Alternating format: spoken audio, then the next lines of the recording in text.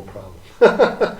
Yes. I want to ask you, though, if you could say a little about your process of speaking to Jesus, how that works for you. Mm.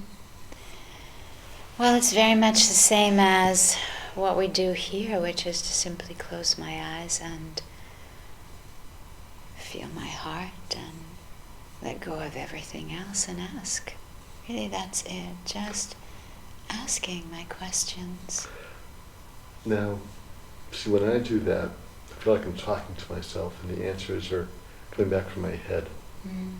And can you say anything about that? I feel like I get answers from my head, but I can recognize the difference between an answer from my head and an answer from my heart. The answers from my head are usually the first ones that pop up. They're usually,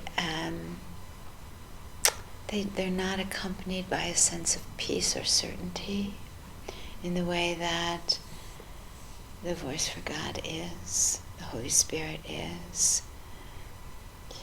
You know, when Jesus walked with the apostles on the road to Emmaus, they didn't recognize him, but they said, "Oh, our hearts within us were burning. We should have known it was him.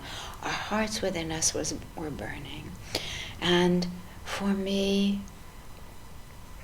my heart deeply longs for his word, for his presence, goes searching, bypassing the first thing that comes or the next thing that comes or the intellectualism or the kind of reasonable, logical answers that come.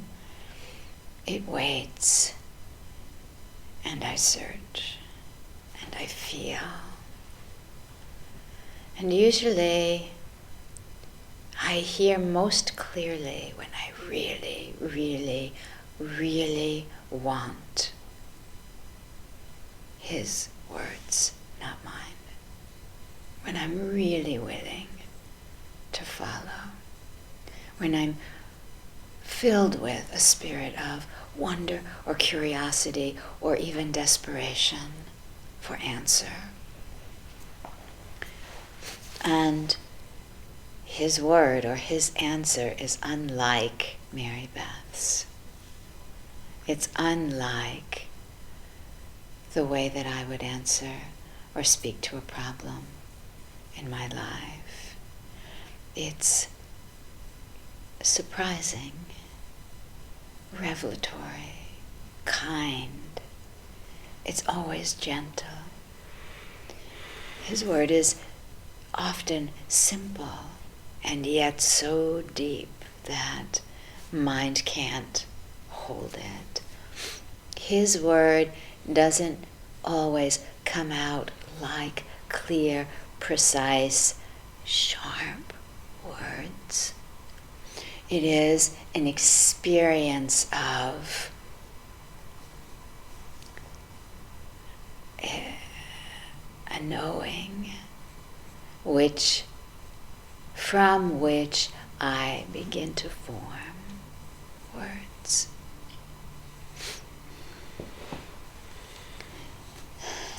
You know these words because you have found often enough that somebody you love causes you to want to be truly helpful or truly answer them. And you find yourself saying things that don't come from here. They just come out of a certainty, out of a deeper awareness, out of a place that's very true.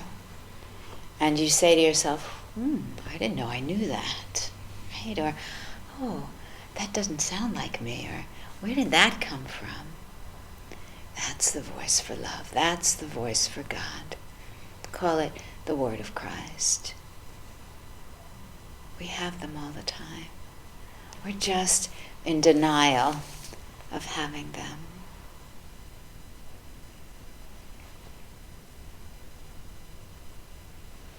When I put my arms around my mother's head and gently did Reiki. I so much wanted the presence of God. I so needed to bring awareness to my doubts and fears, and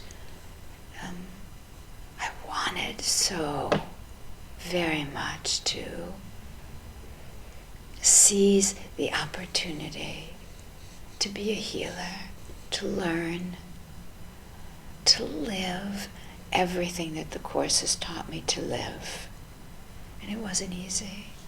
And it took doing Reiki, centering myself over her, asking to be a channel or a conduit for me to hear the answers to my questions. Before I can even form a question, an answer comes. And in hindsight, I say, oh, I've been asking that question, right? How did you know I had that question, right? The answer comes.